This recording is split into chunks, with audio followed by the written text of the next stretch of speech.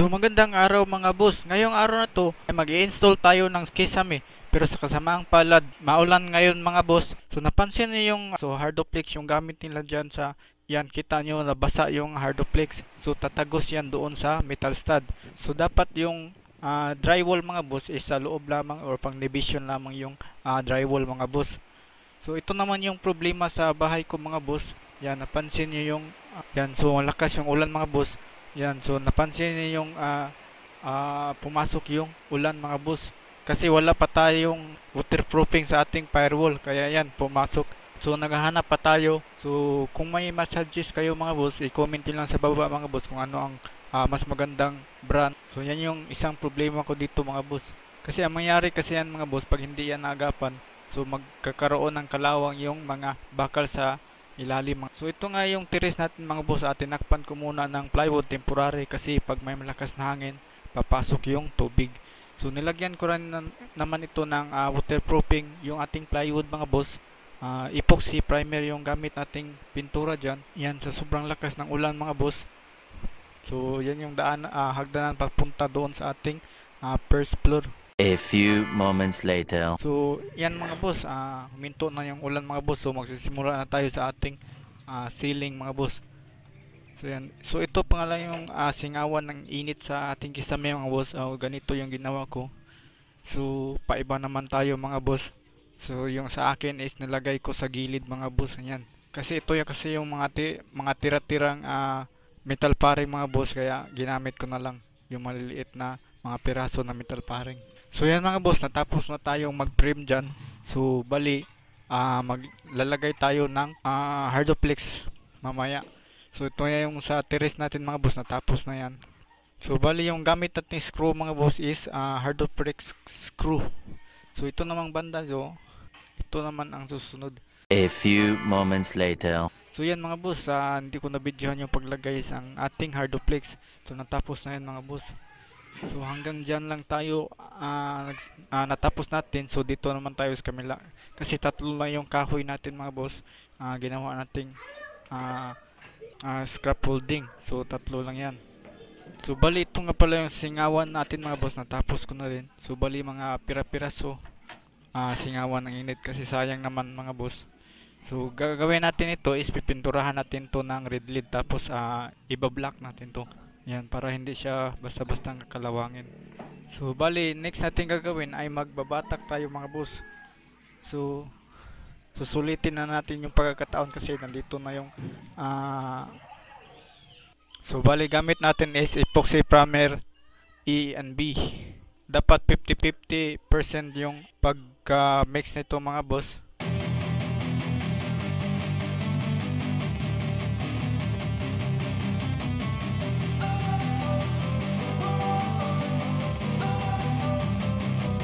Don't wanna sleep in, cause I got something to prove. I gotta take what I hate and finally make a move. So yan mga boss, bali first time kong magbatak mga boss. So susubukan natin mga boss. So sabi nila mga boss, kailangan daw pag nagbabatak ka gamit yung epoxy, kailangan daw may tape ka. So itatry natin walang tape mga boss, kung ano ang mangyayari. I think of you and all the shit you don't do. Well, I'ma make hella sure that I don't become you. I have no regrets, yeah, I'll tie up my chest. I'll never forget what it's like to be in debt. Been stabbed in the back bed, I'll show you what happens. Pass me the mic and I'll show you with action. I feel this pain, you already know. Turn that to gains, let my money show. I've got these things that I can't let go. Watch me turn this life into something that you could never own. I feel this pain, you already know. Turn that to gains, let my money show. I've got these things that I can't let go. Watch me turn this life into something that you could never own. So fight and die for the... A few moments later. So sa kasamaang palad mga boss, tama nga sila mga boss, dapat may tape nga. So nakapansin yan mga boss, tumulo yung mga nilagay nating epoxy primer, yan tumulo siya. So lalo na pag malaki yung distansya ng, so katulad nito mga boss, maliit lang yung distansya, so hindi basta-basta tutulo yung epoxy primer natin mga boss pag nilagay. So pag malaki yung pag malaki yung luwang mga boss, so ayan, may posibilidad na tutulo yung ating epoxy primer. Katulad nito mga boss, yan. So ito na nga pala mga boss, natapos natin malagyan ng batak din mga boss, pati yung walling natin. So nilipat na natin yung damba dito sa harapan. Ayan.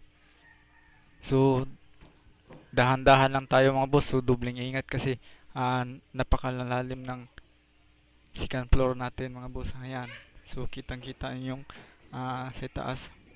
Kasi nasa tuktok kasi ng bundok yung bahay natin mga boss. So bali yung ginawa ko dito mga boss, so napansin niyo yung may trusses diyan mga boss.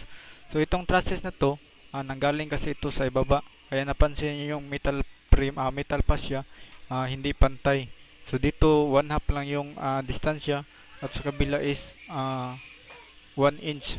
So para-paraan lang tayo mga boss kung paano natin yung idudugtong. So itong metal paring mga boss, mahalagang gamitan niyo ito ng eskwela. Dapat nasa eskwela yung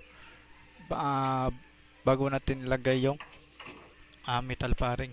So yan mga boss, so dapat dahan-dahan lang tayo. So sa banda ko mga boss, gumamit ako ng harness para safety tayo mga boss.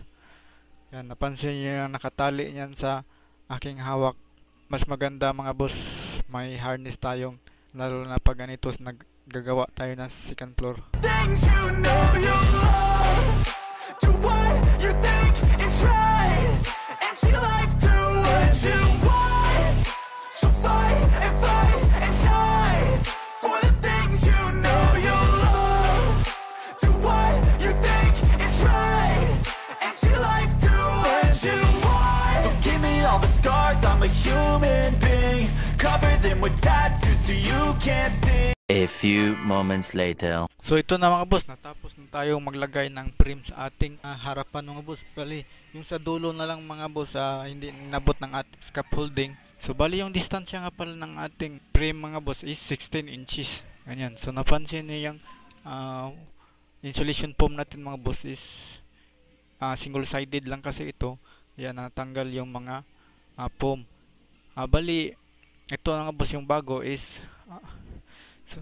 ito naman yung bago is double sided. So ito nga pala yung single sided mga boss is galing to sa ibaba mga boss. So nilipat ko lang sa taas. Tapos bumili ako ng double sided na. Papunta doon is double sided na yan.